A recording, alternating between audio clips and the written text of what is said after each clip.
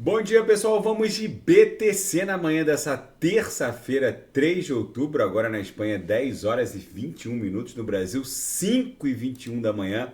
Gente, a BTC, depois de explodir ontem para a máxima em 28.580, chegou a fazer um fundo nessa madrugada, ainda ontem, né? No final da tarde de ontem, chegou a bater na mínima 27.281 e agora está acumulando numa cunha triangularizada que provavelmente é uma onda 2, uma onda 1, 2, a onda 3, se tiver a mesma dimensão que a onda 1, vai fazer a BTC buscar algo em torno de 30 mil dólares. Lá no gráfico diário, essa movimentação ficou muito clara. O corpo real do nosso candle comprador de ontem, cujo pavio superior chegou a bater em 28.580, o corpo real travou aqui na linha superior da nuvem, a gente chegou a avançar para cima da MM200, mas a média móvel de 200 períodos é uma instituição da análise técnica. Provavelmente a gente está iniciando uma onda 2, porque está rolando um engolfo forte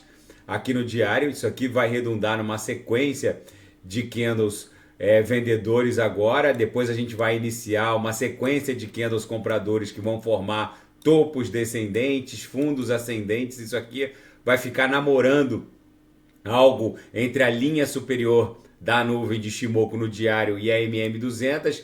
E em algum momento isso aqui vai explodir numa onda 3, que tem que guardar proporcionalidade dimensional com a onda 1. A onda 3 deve levar a BTC para algo entre 30 mil e 31.804. Por enquanto, o mercado está deixando as sardinhas abrirem posições shortadas. Tem muita gente aportando dinheiro nos seus respectivos shorts, tentando salvar, achando que a BTC vai para 22, para 20, para 12. E aí, quando a tarrafa tiver ligeiramente cheia, a BTC explode para 30 mil dólares. No intraday, tá um reloginho. Vocês vejam que isso aqui, de repente, pode até criar um padrão cabeça de Bart invertido, porque teve esse dump, tá acumulando para depois ter um pump aqui de volta para o próprio patamar da VWAP de ontem no intraday, que ficou lá em 28.070. De repente a gente pode estar desenhando aqui um padrão cabeça de Bart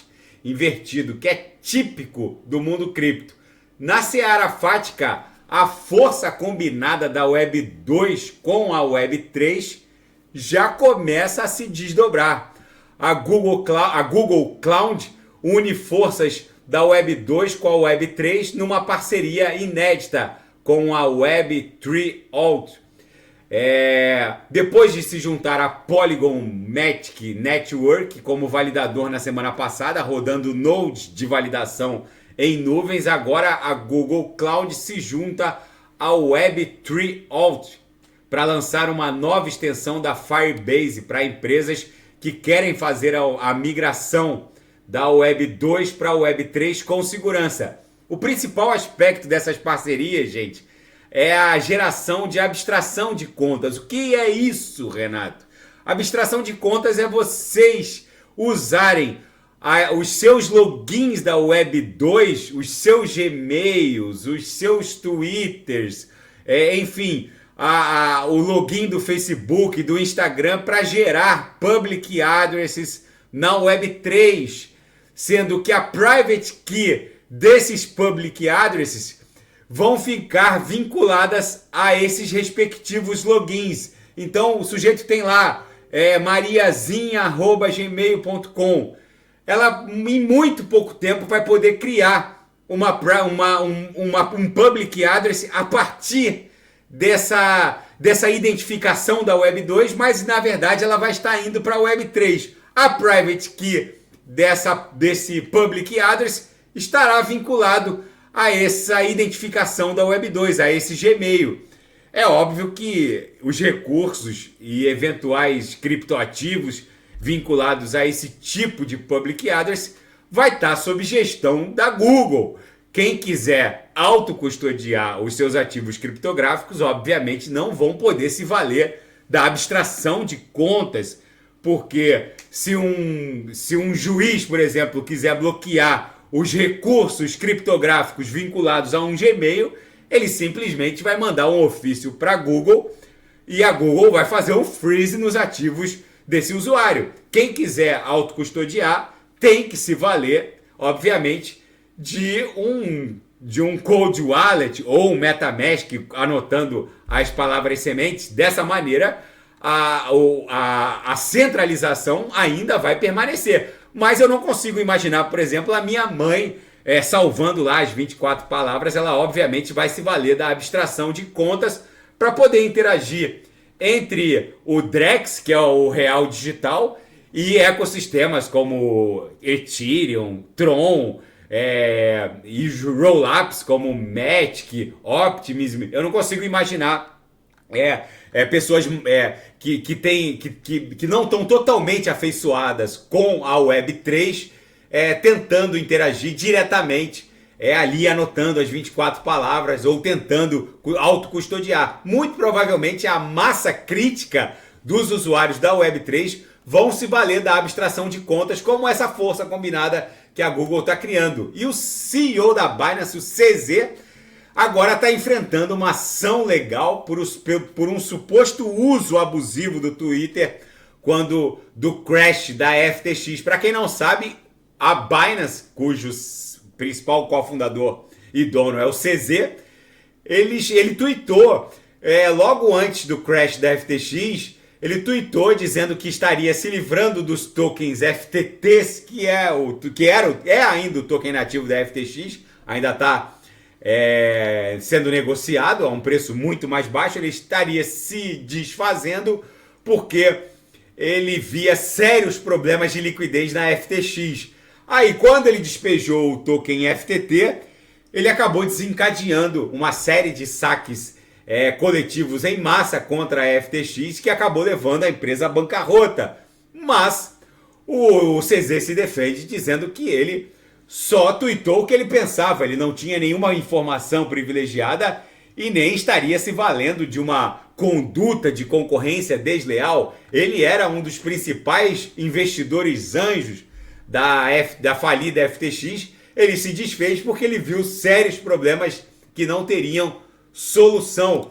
E o início de negociação dos ETFs de futuros vinculados ao Ether, ao ETH, o gás da rede Ethereum, não tem uma boa recepção no primeiro dia. O volume de negociação no primeiro dia de todos os 9 produtos ligados a ETFs de futuros Ethereum foi inferior a 2 milhões de dólares, um volume considerado baixo, que talvez não tenha despertado muito interesse por parte do mercado.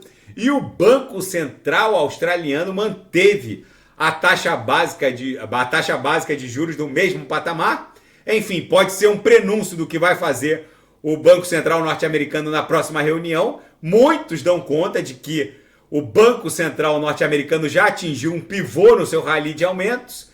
E o estrategista-chefe do JP Morgan alerta que vem um acidente financeiro ali na frente. Se as taxas continuarem a subir como tem subido, ou mesmo permanecerem muito altas nesse patamar atual por muito mais tempo, vem um acidente financeiro lá na frente. Segundo Jamie Dimon, os investidores e o próprio mercado não estão preparados para uma taxa de quase 7% ao ano por um período tão prolongado. E a Polônia descobriu um centro de espionagem russa num centro logístico crítico de envio de armas em favor da Ucrânia. Autoridades polacas tomaram conhecimento de uma operação de espionagem ousada organizada pela Rússia que visava um centro logístico crucial para a guerra da Ucrânia a partir de uma fonte inesperada. Um homem embriagado, cambaleando, avistou uma câmera de segurança muito suspeita e alertou as autoridades. A descoberta pelo morador local desencadeou uma busca organizada que levou à descoberta de mais câmeras em estações ferroviárias, vias e cruzamentos de vias com ferrovias. Enfim, o centro de espionagem acabou sendo desmontado e havia inclusive uma mega operação russa de sabotagem em desfavor desse centro logístico de envios de armas da OTAN em favor da Ucrânia.